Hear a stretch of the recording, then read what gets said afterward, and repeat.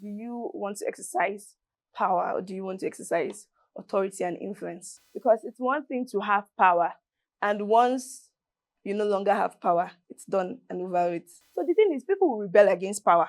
The way you start to learn how to have influence over people is to actually genuinely care about them.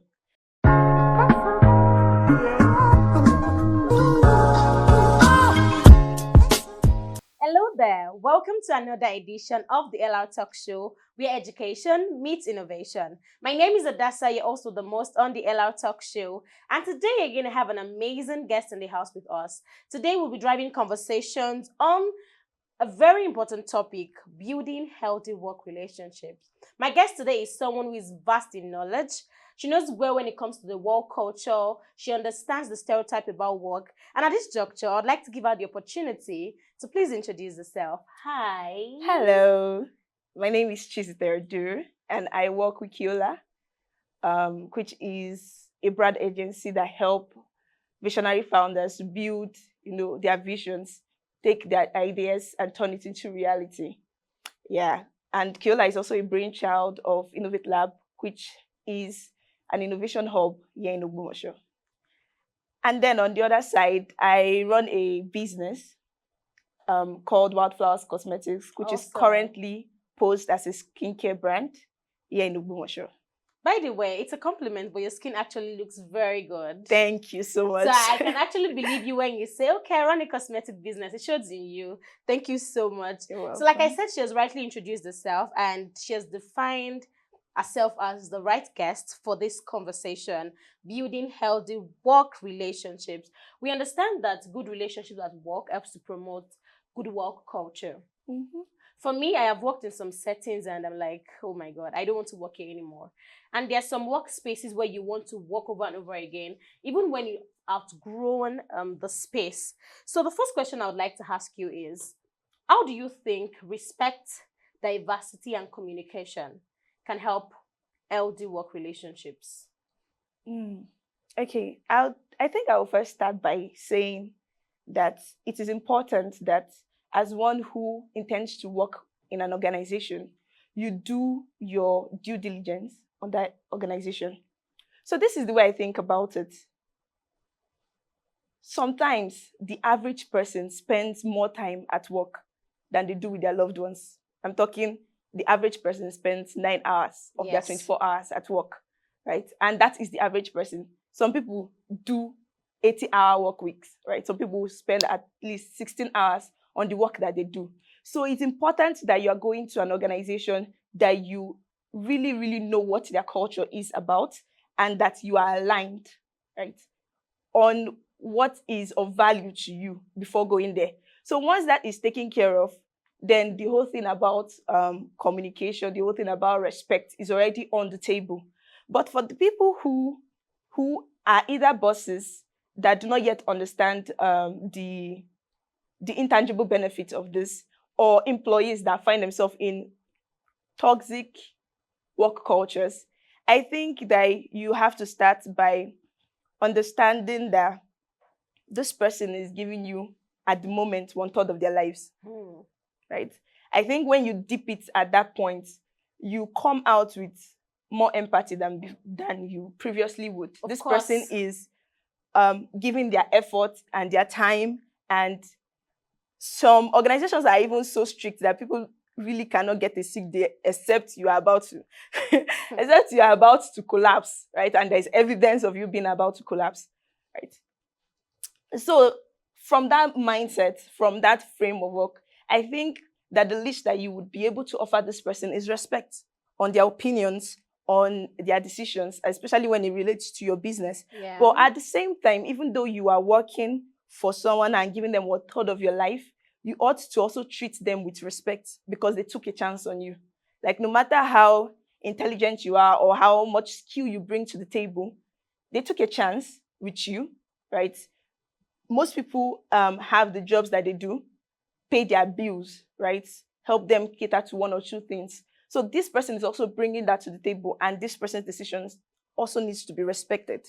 So another thing you had talked about was communication. I think communication is key. I mean, most of the tensions around the world now is because of a lack of communication. I think that both parties ought to put in the effort, and I'm saying from personal experience, it is not easy to put in the effort to communicate. From Um, both the employer yes, and the both employees. yes, it's not easy, but you have to take this as a sacrifice that you are willing to make, right? For the job that you're doing, or for the people who are working for you. Thank you very much. Yeah, you're welcome. I think I believe in that school of thought that everyone should make researches before they work in a particular workplace. Yeah. Because as for me as an individual, I believe that if you're going to work somewhere, you have to leave the place better than you met it. And you as an individual also has to live better than you arrived at the workplace. So it's more like a mutual understanding. The benefits has to be mutual. It doesn't mean that you're just going there, you are doing your services as you should and you're getting paid. It goes beyond all that. It goes beyond just getting paid for whatever services that you're rendering to the company. It means that as an individual, if I'm working somewhere, I'm expecting character development. Exactly. I'm expecting an upskill. I'm expecting an upscaling. I'm expecting my personal development to be better than I met the organization. But I've seen so many individuals nowadays work somewhere just because they want. I understand that it's the economic situation of the country. Yeah. And our first motivation when we're looking for a job is how much are they paying me? Yeah. So recently I came across a tweet that said that, would you prefer to work in a company that pays you 300,000 per month, but requires more of your brain? Or you work in a space where you get paid 500,000, but requires minute inputs when it comes to brain work. So a lot of people gave their own opinions. And as for me, I said that I think it depends at what level of career that you are. You could decide that you're still at the early stage of your career and you still need to build yourself. You still need to use your cognitive skills. So you might want to go for the 300,000 naira job. But as a typical Nigerian would want to go for the one which pays 500,000. So what do you think in a situation like that? I think that starting from the foundation I laid earlier, you're spending 1/3 of your life in work, right? Whether you're moving from organization to organization or you are working, in a place loyally for 20 years, you're spending at least 1/3 of your life. I think that whatever you're going to be doing there ought to be fulfilling, right? Except, you have something else, you have a pet project that brings you fulfillment. I think you should work in a place that allows you to express who you are as an individual, that allows you to, have a voice, that allows you to have self-agency, that allows you to, watch and see something grow that came from you, right? It should typically bring you fulfillment, right? But when that is not the case, when you are, you're trying to hustle or when you're trying to hustle or, you have a pet project on the side, I can see the reason why you would say, oh, please, let me just do something that requires very small. But if fulfillment is what you're looking for, which you should look for, which is important on the long run, you go for that. Thank you very much. So to every individual out there, I think that what she has said is a very important point, and that is to find a job that allows full expression of yourself, the full expression of your identity, the full expression of who you are, because you don't just work somewhere because you want to earn. As for me, that's what I think. And I also think that young people can also imbibe that. It goes beyond the pay, it goes beyond the money. And that is why you see that some people, after working for 10 years in an organization, when you ask them to present their CVs, it's still the same as the past 10 years when they just got that job. So it means that they had not grown. They were so camped in one space because they were concerned about the pay. Thank you very much. So now we're talking about something very important, and as regards to work relationship, we cannot write this off. So we've seen so many bosses, and we've seen the strict boss, the patient boss, the calm one, the understanding one, the considerate, the one who wants every deadline met without excuse, the one who is not even considerate. So how do you think bosses can manage power while being friendly to maintain an efficient work relationship? So let me explain. It simply means that how do they draw the line between power and patience? Because I've seen situations where some bosses are calm, they're considerate, they're so patient with you. But in the long run, their staff become complacent. They do not become proactive. So how do you think that bosses can manage this thin line between power and being patient to ensure a healthy work relationship? I think it is one way to look at it, do you want to exercise power or do you want to exercise authority and influence? Hmm. Right? Do you want to exercise power Or do you want to exercise authority and influence? Because it's one thing to have power, and once you no longer have power, it's done and over with. Right? If you're going to have me turn on someone, the only reason I'm going to do that is because you have power to take away something that I love. But imagine the situation where you do not even have to, beat down on a person, but just one look and the person knows what to do. The person can understand your heart, right? It's a mutual thing where, so the thing is, people will rebel against power at the end of the day, no matter how long they have followed it, right? I mean, I don't want to get political, but we can see the state of the nation, right? People will rebel against power, but people find influence very subtle. They end up thinking that they are the ones making the decisions themselves because you are trying to influence them, because you have shown that you have authority over your field, over whatever you're telling them to do. So it's very important to ask yourself if you want, to exercise power or authority and influence. And then for the case of being friendly, I think that it's just beautiful to have a wonderful working relationship with somebody you're going to spend the 8 hours of your 24 Likewise. hours, right? You do not want to have a relationship with someone where you always have to watch your back. You're not sure of the next turn the person is going to pull. The person is, just waiting for you to sleep. The person could make or mar the success exactly. of your business. You do not want to do that and then try to be in power. Like, all that power tussle is not worth it if you understand the better way, which is to learn to have influence. And the way you start to learn how to have influence over people is to actually genuinely care about them, care about what makes them think, care about what they actually want to do based on their career, not just the job that they're doing for you. I mean, in the organization that I was privileged to start working with as a young undergraduate, I saw that at play. I have been able to move from being a content writer, sorry, not even a content writer, a creative writer. I was writing poems and stories, to being a product manager, because almost on a yearly basis, you are asked, are you sure this is still what you want to do? Right? It gives room for me to evolve as a person. It gives room for me to grow. And it makes me understand that this person actually does care about me. So if I'm going to pull an all-nighter to get this job done because I know that it brings something to the organization, I'm going to do that. Awesome. Right? So that's it. Thank you very much. I mean, You're to just welcome. validate everything she has said, there is a particular phrase that I believe in, and it says influence is not forceful. Yeah. You do not need to force people to do the job. Influence is as simple as people just reading your lives as their boss and they want to model after it. Exactly. You don't even have to force them to live your kind of life. You don't have to force them to imbibe your lifestyle. You just need to live and also let them live.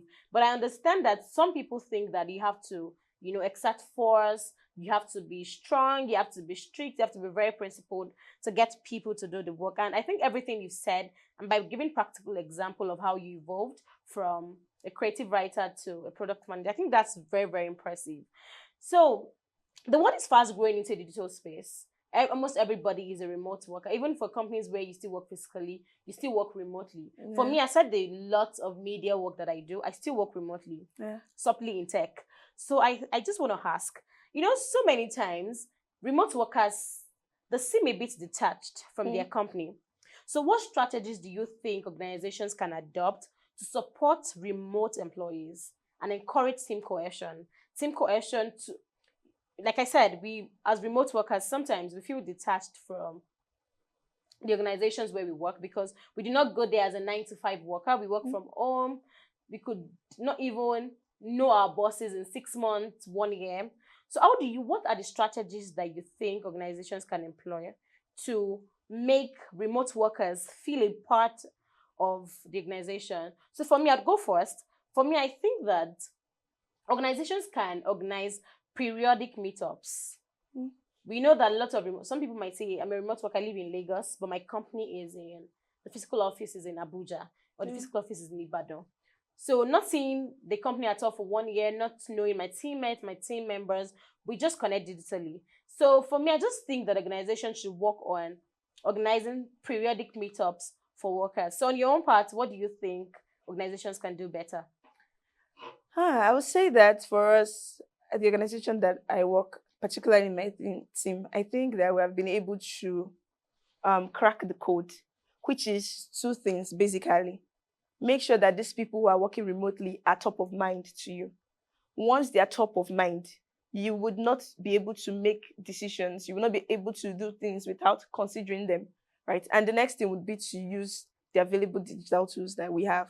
We have Zoom, we have Yeah. Google Meet, through virtual parties, like we do that in our team. We we have also, okay, so we have had something to we have had something in the works of late that have required everyone to like always meet up every day. So at the start of the morning, I know, let's create a Google Meet link so you're part of the conversation. So if somebody's laughing, you know what the joke is about. Like you basically are able Can to catch up. yes, to catch up and then to interact with everyone in the team, right? So keep them top of mind and then make use of the digital tools, right? Just because, or as they say, out of out of mind is out of sight, out of Exactly. sight is out of mind. So make sure to organize things that allows you to see them digitally. Now, in my own unique case, we will not be able to do physical meetup because one of our person who works with us like is working like a very very long distance from me. I'm talking, if he wants to get on the road, it's probably 10, 12, 20 hours, right? So unless he's doing something very critical, he will not be anywhere around Ogbomoso. So that's ability to just keep this person top of mind. Hey, we have something, like we're joking about the rice, what of our own rice, all those kind of things allows people to understand that, oh, I'm top of mind for these people and I'm in on the joke that is happening in the team and my voice is being heard. So yeah, that's it. Awesome. I think that also works. Virtual parties, regular meetups, Yeah, like I said. yeah, But you still you majorly said about virtual meetups. yeah. So has your organization been able to work on physical meetups for your remote workers? For those that are near you? Yes, definitely, definitely. And sometimes we do this thing where I know that I'm traveling to another state, and then I'm trying to hook up with the remote worker, and I'm sending pictures that, hey, see who I met today, and Yeah. all that jolly behavior. So yeah, Thank you very much. I think these codes would help eliminate the fear of isolation and communication yes, problems in companies and organizations. So there are three things that I find very peculiar to a working team, and that is feedback, recognition, and self-evaluation. Mm.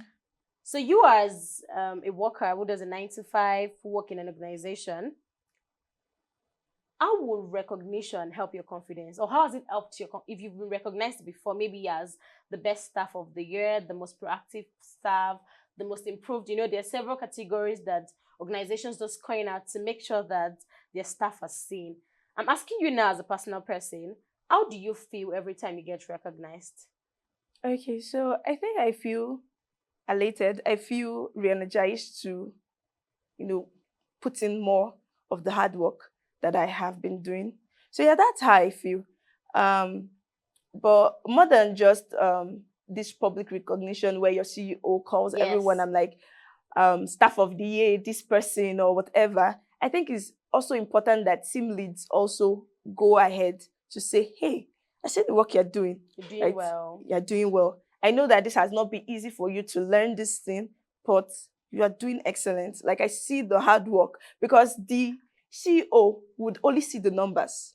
You only see, oh, this person backed this client, or this person turned over this job at the end of the day, this is the time. But the things that are immeasurable, the things that you see your teammates like working the hours to learn something, a new skill that she should have learned before now, but she just now is trying to learn. That recognition goes It's a long enough. way, yeah, for her to feel energized, or for him to feel energized to do more.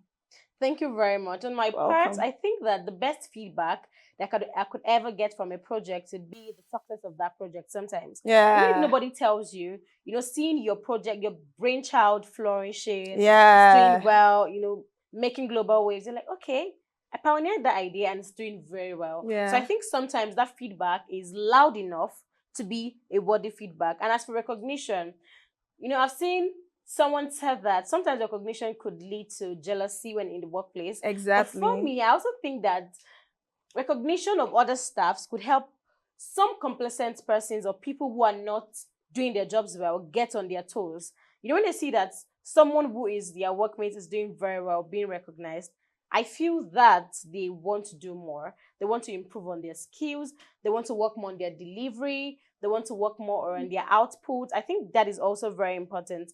And for me, I also think that every time my efforts are recognized, it boosts my morale. It boosts my self-confidence. I feel much better. Not to say that I'm living on validations, but sometimes in the workspace, you need validations to prove to you that you're really doing well.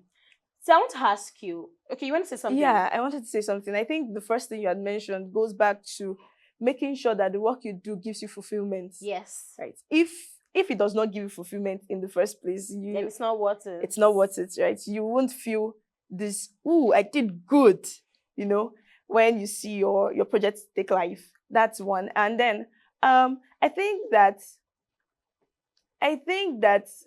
the part where we have people be publicly recognized for the work they do, as in such a way that I think the goal is to enable other Encourage people, other people. other complacent people do better. I think that it leads to, I think personally for me, Yeah. I think that it might do more harm than good, right? Okay.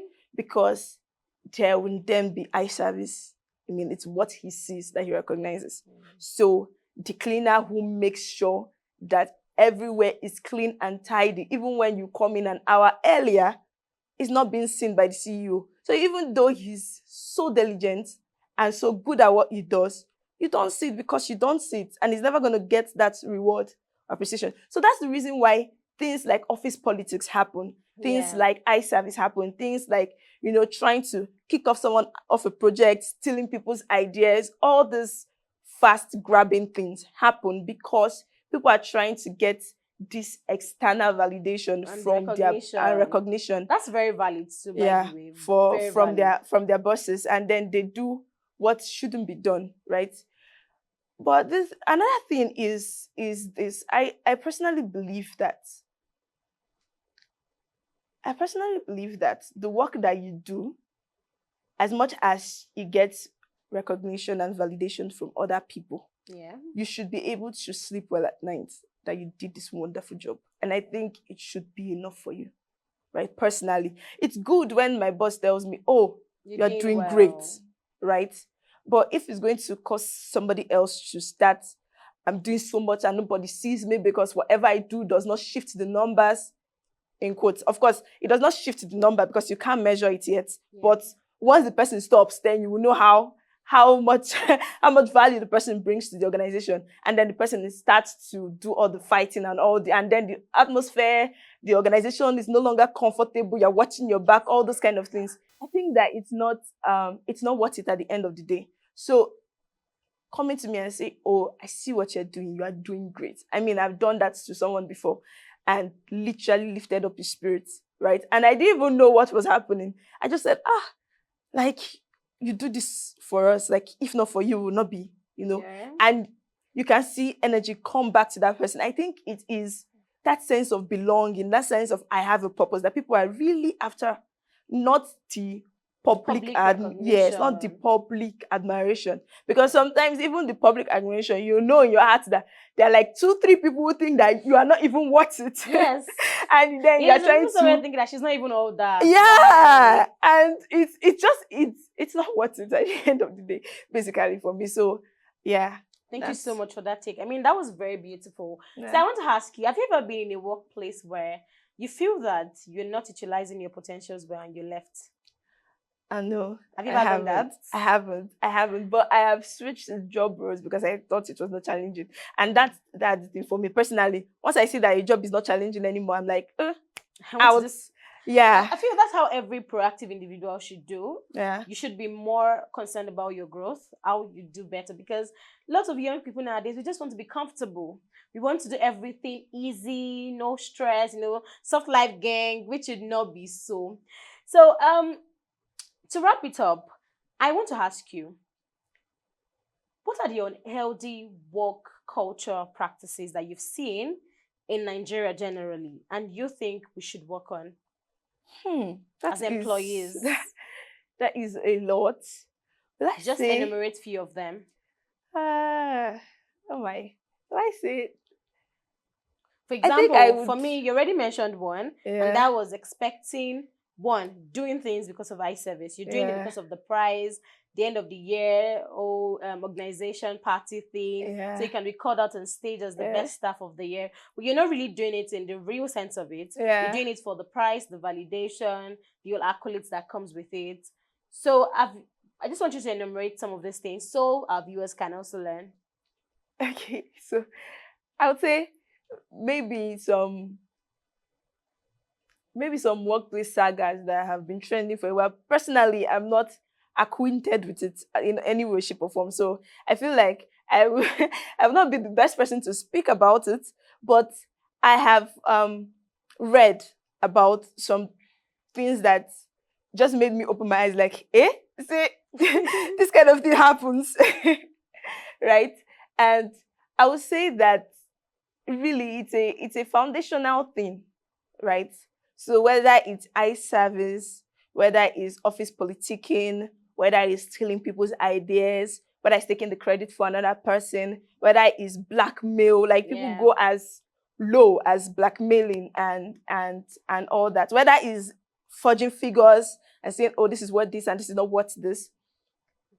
I think it is just foundational principle that is wrong. Yes. If it's work for me is sacred, right? I mean, I just started by saying at the average, you're spending 1/3 of your life, right? I think it's sacred, right? More than, and I'm not going to go as far as saying the institution of marriage. No, no, Yeah. not at all. But at the end of the day, the average person spends most time at work than with their spouse who they promise to love to the end of Yeah. time, right? You know, when you know the big sacrifice you are making, that if not for the fact that you want to make money or you want to impact the society or you want to express yourself, you would not be making the sacrifice.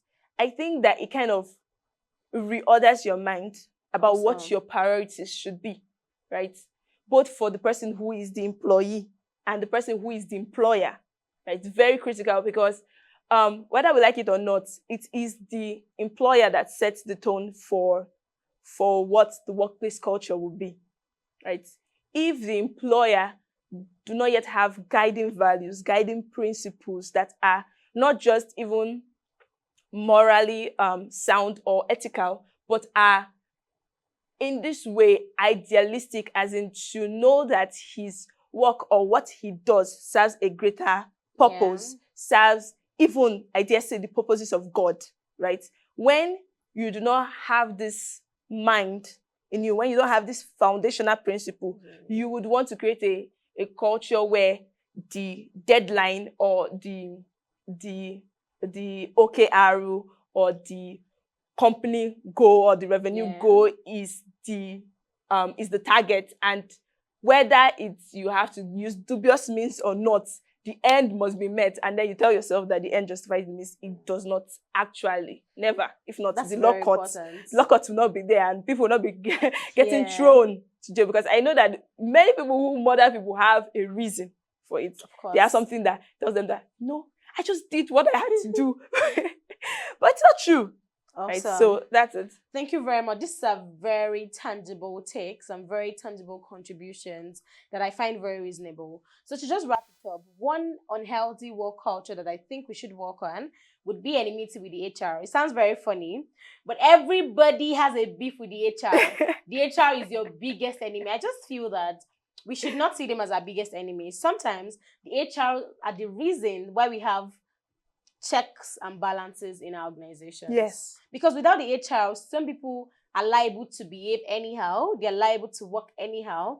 They're liable to just behave as they like. But all thanks to the HR who helps to keep them in check, who helps to keep them in balance. So for me, I do not have a beef with my HR. If you're really delivering as you should not have a beef with your HR. So my own closing line would be, do not be enemies with your HR. And for you, it will be... I would say that even more than that, your HR helps to ascertain that your well-being is taken care of, right? If that is what they do. Like sometimes we think that the enemy, but they're actually doing it for you. Exactly. If your misconduct is found out, you will not have a job, right? And of course, the HR is one of the reasons some people get better jobs after they leave the old one. Yes. And I think that we should hold them in high esteem. And I'm giving a shout out to every HR out there. I'm giving a shout out rooting for to my you. HR. Thank you very much. I mean, this was a very beautiful show, very interactive, very educative and entertaining. And I want to say that I really want us to have a conversation about the healthy work relationship one more time again. Thank you. We'll finally come to the end of the LR Talk Show, where education meets innovation. Yay. My name remains Adasa. You're also the most on the LR Talk Show. See you some other time. Bye. Cheers.